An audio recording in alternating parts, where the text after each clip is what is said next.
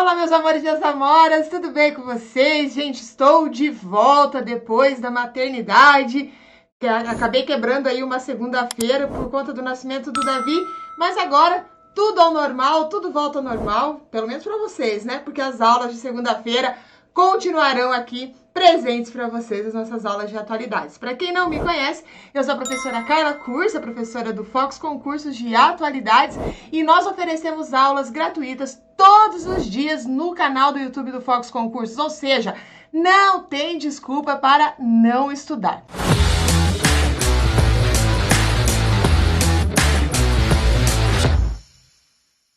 E hoje nós vamos falar sobre um tema bastante interessante, um tema que provavelmente vai aparecer nos debates de atualidades nas provas, tanto de concursos quanto de vestibulares, e também pode ser tema de redação. Lembrando você que as nossas aulas sempre são voltadas para responder questões de atualidades, mas também para você conseguir argumentar lá na sua redação, beleza?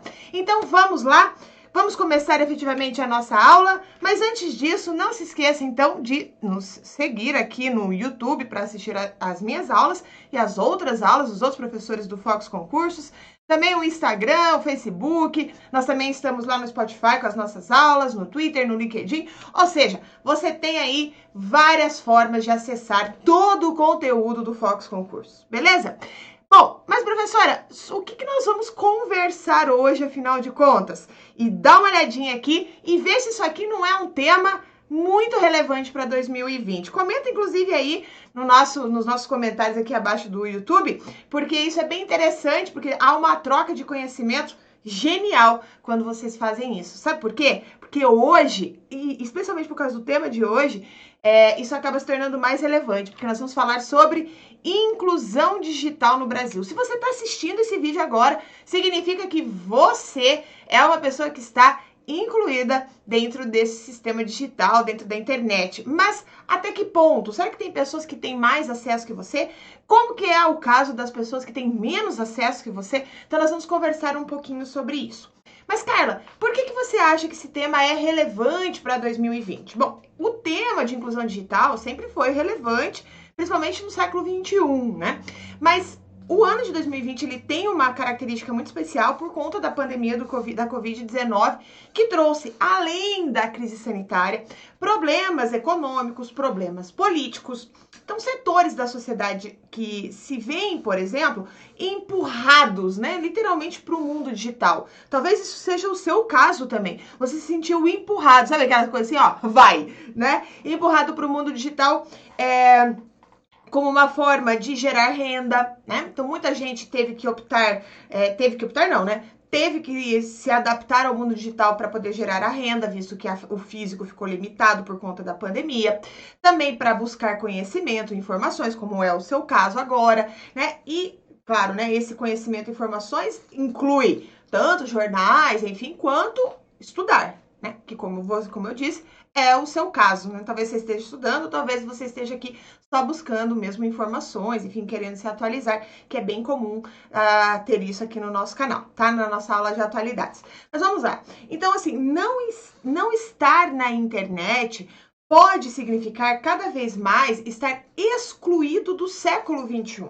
Então, essa é a primeira coisa que você tem que entender dessa temática. Não conseguir debater, não estar dentro da internet, debater a internet e não estar conectado é como se você tivesse excluído de um século, certo? Então, essa aula, ela visa justamente entender como esse processo que eu que eu intitulei a nossa aula de inclusão digital, ele acontece no Brasil e quais que são os caminhos para que a internet de qualidade seja mais acessível para você, para mim e para todo mundo, né? Como eu acabei de falar, existem vários níveis de acesso à internet, inclusive eu vou trabalhar sobre esses níveis, né, aqui durante a nossa aula.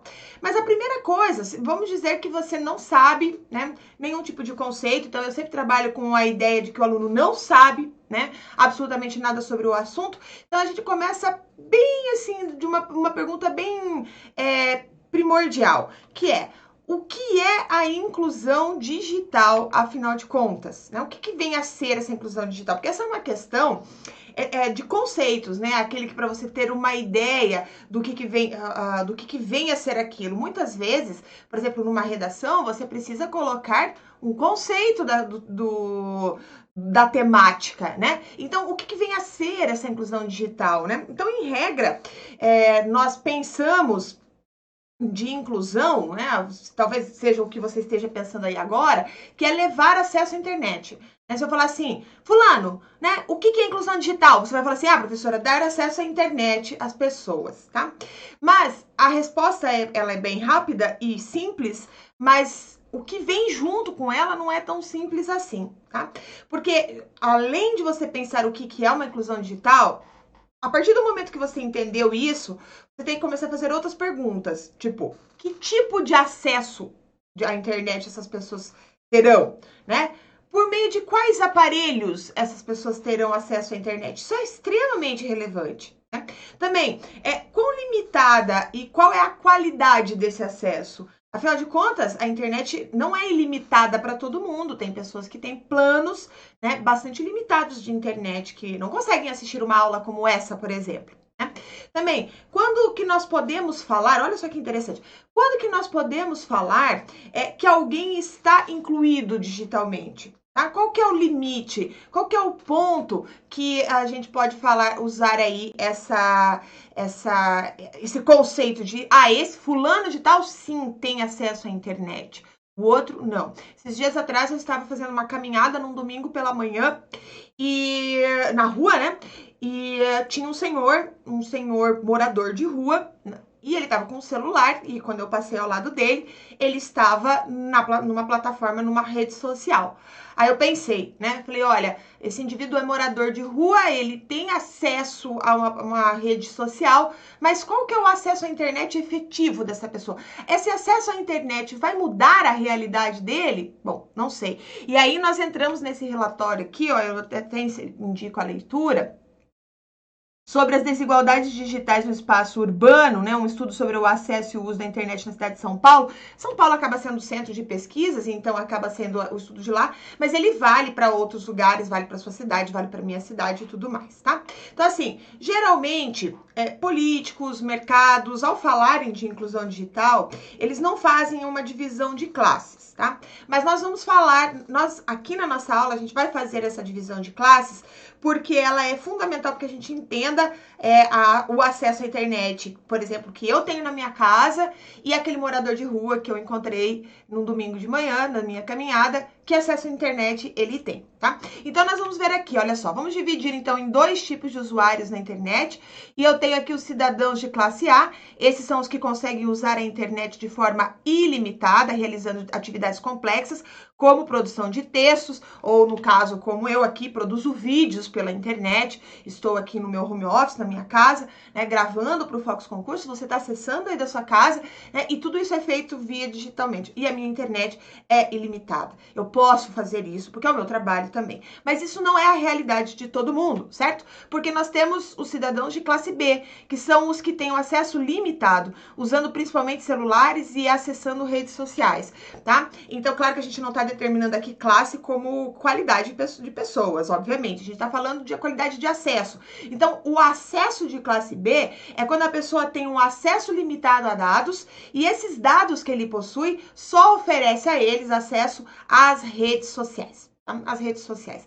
Nós temos aqui, inclusive, um índice, né, de inclusão digital, né, inclusão de internet, e o país que tem a maior inclusão digital ainda hoje é a Suécia, depois nós temos a Nova Zelândia, por terceiro lugar os Estados Unidos, depois a Austrália, né, aí a Dinamarca, a Coreia do Sul em sexto lugar, ou seja, são os países que têm mais conexão, que as pessoas conseguem ter a maior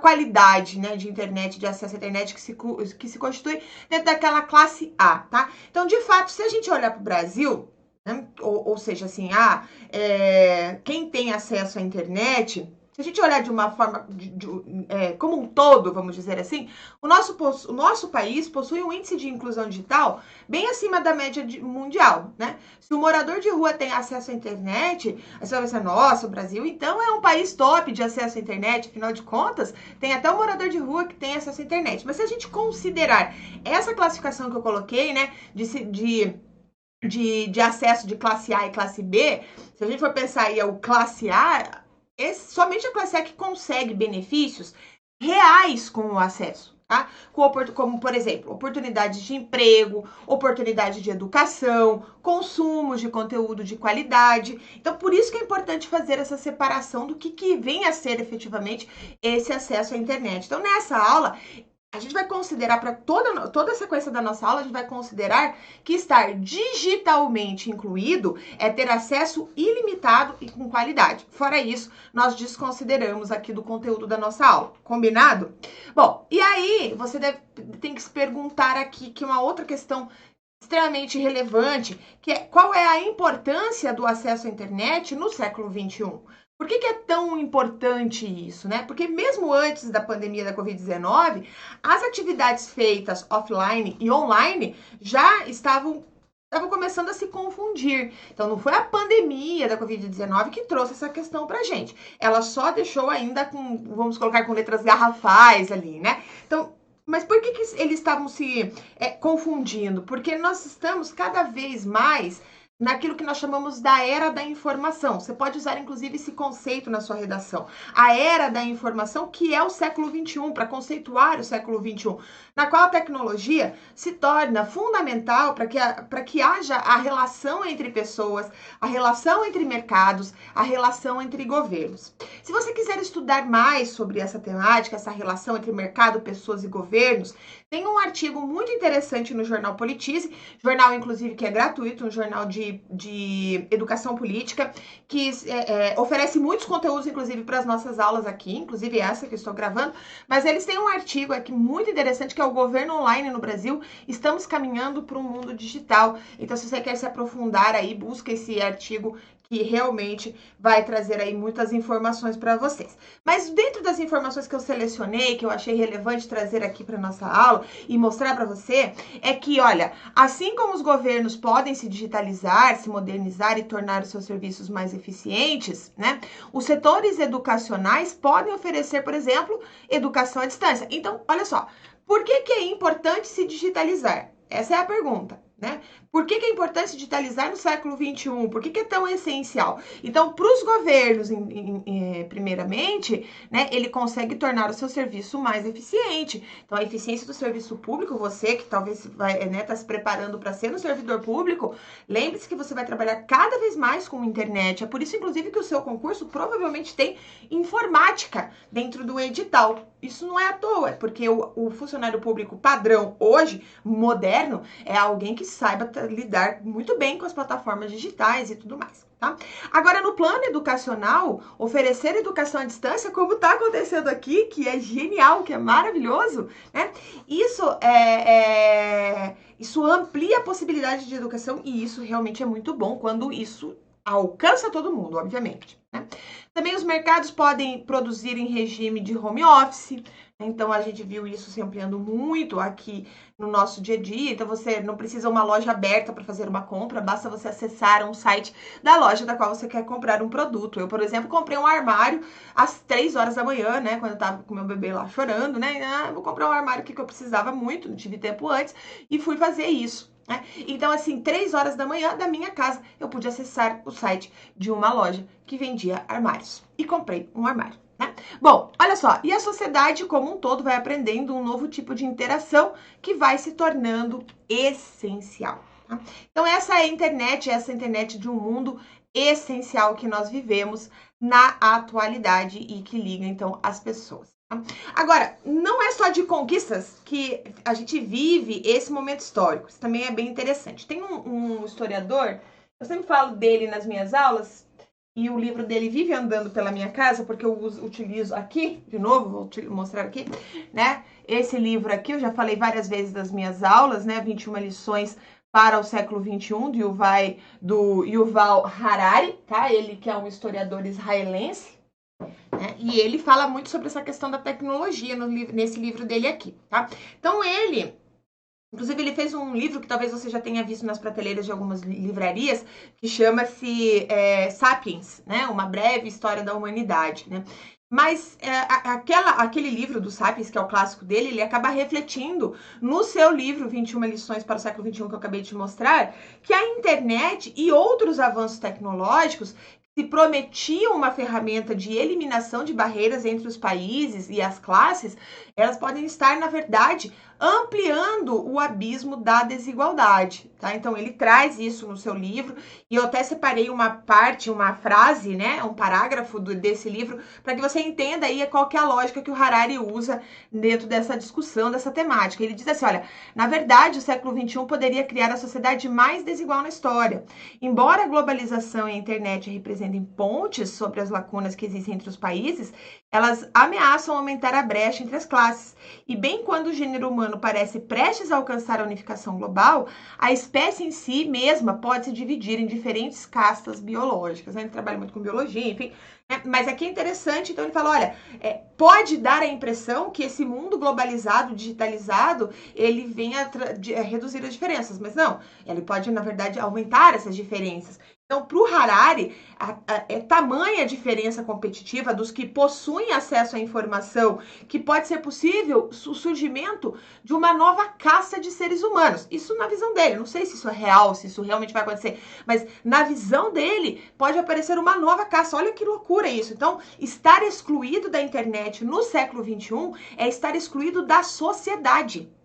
Ou, no mínimo, ter um acesso precário ao mundo de hoje, não consegue se inserir efetivamente. Então, além disso, nós podemos ver óbvias consequências da exclusão digital em 3 grandes áreas essenciais, que eu gostaria que você anotasse isso, né, aí no seu caderno de atualidades, ou fazer uma redação sobre isso, que a exclusão digital ela pode ter consequência tanto na democracia, quanto na educação, quanto no PIB dos países. Esses 3 elementos aqui são essenciais. E por ser essencial, eu vou trabalhar com eles agora com você. E a primeira coisa que eu vou falar aqui é a inclusão digital e a democracia, tá? A inclusão digital e a democracia. Então, o acesso à informação é uma das bases da democracia. Por quê?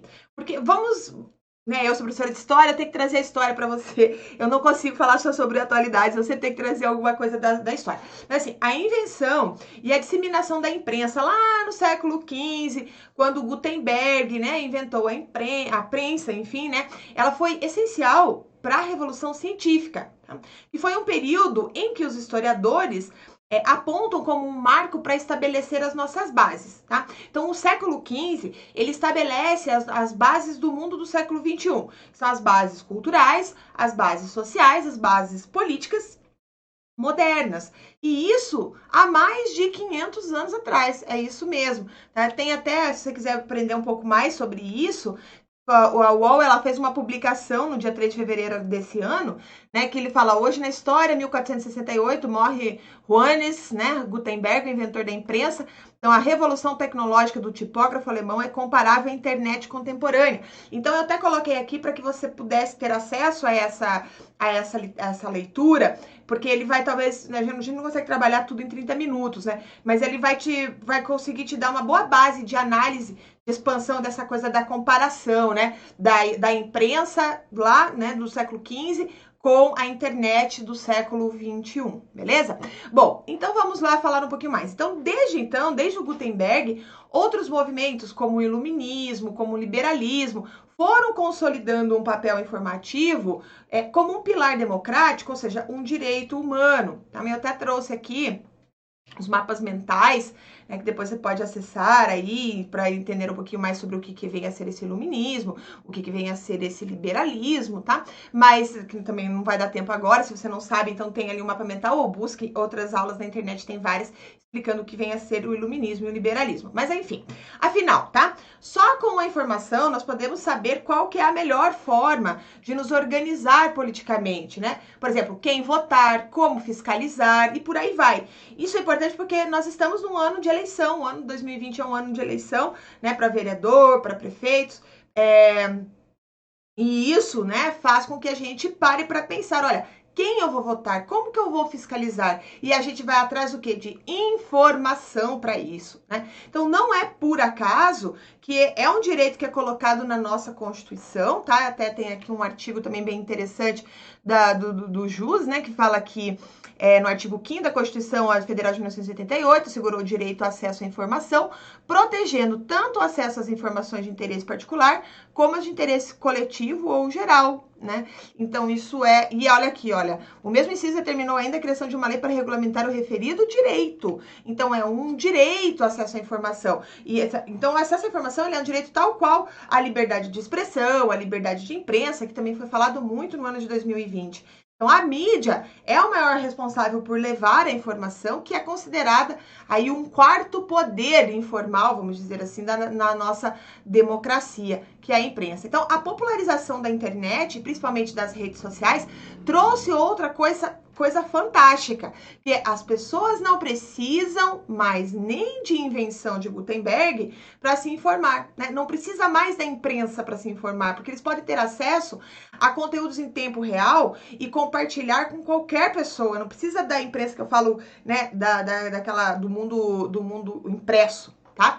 Então, se antes o poder da televisão, por exemplo, ou da mídia poderiam influenciar politicamente, hoje a gente já não tem tanta certeza como que isso funciona. Claro que existe, mas a gente ainda não sabe exatamente como que isso funciona.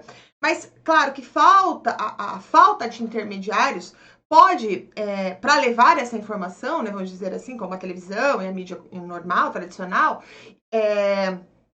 então, a falta de intermediários para levar essa informação e o acesso de aparelhos móveis também tem problemas, tá? Então, assim, não é tudo às mil maravilhas, não, tá? Por quê? Porque existe a necessidade dos filtros de qualidade para se levar essa informação, que estão cada vez mais fracos, já que o acesso digital depende da capacitação e de ferramentas para filtrar aquilo que a gente considera confiável, né? Muitas vezes os alunos falam assim, professora, por que você usa tal plataforma de mídia? Porque não é confiável, enfim, né? A gente usa a plataforma de mídia aqui nas nossas aulas que os concursos utilizam para fazer as suas questões. Agora, para você se informar como cidadão, aí você vai buscar aí qual que é a mídia que mais te interessa, né? Aquela que você considera mais confiável, vamos dizer assim, porque realmente é uma grande preocupação. Você tem que ter efetivamente essa preocupação. Será que essa mídia ela é confiável, tá? Então, como eu acabei de falar, a expansão digital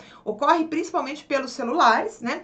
E com os usuários acessando recursos limitados. Então, é por isso que, inclusive, o Infomoney publicou aqui no dia 30 de agosto, de 2018, desafio hoje dos institutos de pesquisa eleitoral é monstruoso, diz o fundador da ideia Big Data, né? Que ele fala, olha, as pessoas hoje mudam de opinião em um espaço muito mais curto de tempo, o que dificulta os institutos de pesquisas a darem uma resposta dinâmica com ferramentas que ainda são tradicionais e estáticas, porque como a informação ela é muito fluida, né? Ela acaba tendo dificuldades, né, da gente consolidar aí o que é efetivamente uma opinião, já que as pessoas mudam de opinião o tempo todo. Mas a internet, ela trouxe muitas mudanças. Eu selecionei 3 mudanças importantes aqui, vou colocar aqui para você na tela. Primeira coisa é a dinâmica. Então, a formação de opinião é muito acelerada, mudando constantemente, já que tem potencial de entrega instantâneo. Os algoritmos das redes sociais, então a organização das plataformas acaba gerando bolhas sociais, grupos nas redes em que só os que têm opiniões parecidas dialogam, até porque nós temos um algoritmo que lê isso, então ele nos direciona justamente para os sites e para pessoas que pensam como a gente, tá? Que faça referência com aquilo que a gente pesquisa. Então, existe uma ideia, inclusive Netflix lançou recentemente um documentário sobre isso, como que os algoritmos fazem essa leitura de você mesmo. Então, é como se você tivesse um avatar, como eles tivessem um avatar seu, na verdade, e eles vão jogando conteúdos que te agradam. Então, parece que... Te agrada, eu tô falando pra você, mas na verdade é pra todo mundo, tá? Isso acaba gerando uma sensação de que a opinião que nós temos é a opinião correta, já que todo o conteúdo que chega até a gente é o conteúdo que acaba corroborando com as ideias que a gente tem. Por quê? Porque os algoritmos, eles não vão enviar pra gente informações opostas. Isso gera, então, aquilo que a gente fala também sobre polarização, uma aula que a gente tem uma aula, inclusive, dentro da plataforma do Fox Concurso, para os alunos do Fox, sobre essa polarização política que tá um chuchu de beleza, tá? Mas vamos lá. Acesso pelo celular, então o acesso é feito pelos telefones móveis. Isso também é uma informação relevante para você levar para a sua prova, tá? Agora você vai falar assim, mas prof, qual que é o padrão de acesso do brasileiro? E o Google, a Google, fez uma pesquisa e mostrou que o padrão de acesso ao brasileiro, tananana, qual que será que é o padrão de acesso do brasileiro, né? Porque eu acabei de falar, né? A expansão digital ocorre principalmente pelos celulares, com os usuários usando recursos limitados. Então, foi feito, inclusive, um relatório da consultoria McKinsey & Company, né? Que analisou aí um estudo da Google, que mostrou, então, esse padrão de acesso do brasileiro, tá? E esse padrão de acesso é o seguinte, olha, 83% dos acessos que os brasileiros fazem é por aplicativos de mensagem, depois 56% para redes sociais e 54% da leitura de notícias e mecanismos de buscas. Então, veja, é muito precário ainda esse acesso nosso, porque juntando essas informações, a gente pode encontrar um cenário muito perigoso. Que especialistas, inclusive, apontam que o fenômeno pode deixar os brasileiros mais vulneráveis às fake news, né? Isso acontece por 3 motivos. Inclusive, se você tiver interesse, você pode assistir esse vídeo, essa aula, na verdade, que a professora Marta Hatch, da USP, né? Lá na USP, na TV USP, tá no YouTube, isso aqui, tá? Desafios da desigualdade digital, né? É bem interessante esse vídeo dela, mas assim, o que ela constata aqui, tá? Nesse vídeo, se você não for assistir, eu já te falo, né? Que primeiro, há os consumidores dessas informações, que apesar de terem acesso às redes sociais, eles possuem um plano de dados limitado para acessar alguma, né, para fazer uma checagem de informação, então ele fica, obviamente, mais suscetível à manipulação, né? Então, isso é a primeira coisa que a gente tem que ver, né? Segundo, que na era da informação, há empresas especializadas em coletar e analisar dados de comportamento das pessoas, gerando informações precisas sobre qual que é a melhor forma de influenciá-la. Eu coloquei aqui na tela um documentário mais antigo que a Netflix fez, que é a Privacidade Hackeada, mas agora, né, no mês de setembro de 2020, eles lançaram um documentário que eu queria ter colocado aqui, eu acabei esquecendo, mas também está lá no Netflix, rapidamente você consegue acessar. Então tem esse documentário, a Privacidade Hackeada, e um outro lá para falar exatamente sobre essa questão da era da informação e como que eles coletam as suas informações para mandar exatamente a informação que você quer receber aí, feito para você, tá? Então, a Netflix, ela fez esse documentário, né, como eu acabei de falar. E o terceiro ponto, existem potenciais ações orquestradas, como o uso de robôs, disparos em massa, para disseminar essas informações e influenciar a opinião pública. Então, por isso que tem um professor, né, o professor Lucas Belli, coloca a questão de inclusão digital como essencial para a democracia. Ele diz assim, ó, é essencial para limitar os riscos da manipulação eleitoral, evitar a concentração de dados pessoais nas mãos de um número exíguo de entidades dominantes. Então, tem que ter um controle efetivamente dessa questão da internet. Bom, existe ainda os outros dois, né, que é a questão da educação, acesso à educação e a questão do PIB, né, mas, infelizmente, os nossos 30 minutos não são suficientes para tratar aí sobre todos eles. Então, a gente falou sobre a questão da democracia, que talvez seja aí o mais importante para a gente trabalhar hoje por conta do ano eleitoral, tá? Mas nós voltaremos aqui dentro da plataforma do Fox Concurso para trabalhar com as outras questões sobre como que a inclusão digital vem a influenciar a questão da educação, vem a influenciar a questão do PIB, que também é essencial, né? Para a gente entender aqui e melhorar a qualidade de inclusão digital no Brasil, inclusão digital no mundo e tudo mais. mais, tá? Bom, e aí a gente tem que pensar aí na questão de uma conclusão, né? Sobre isso, tudo isso que a gente estudou até agora, né? Porque se você chegou até o final dessa aula, você tem uma grande chance de ter internet de qualidade para acessar conteúdos. Então, isso eu já sei que você já faz parte daquela classe A. E é interessante fazer um exercício de reflexão, né? Que é como estaria a sua vida hoje sem a internet? Se você souber responder isso, por favor, faça o comentário aqui embaixo, tá? Na nossa caixinha de comentários do YouTube, porque eu gostaria de saber como que você se imagina hoje sem internet, como seria a sua vida. Bom, provavelmente ela seria completamente diferente, né? Porque estar longe dessa conexão acaba estando à margem da sociedade, como eu falei lá no começo da nossa aula. Então, isso nos força a pensar que o acesso à internet é um direito fundamental, né?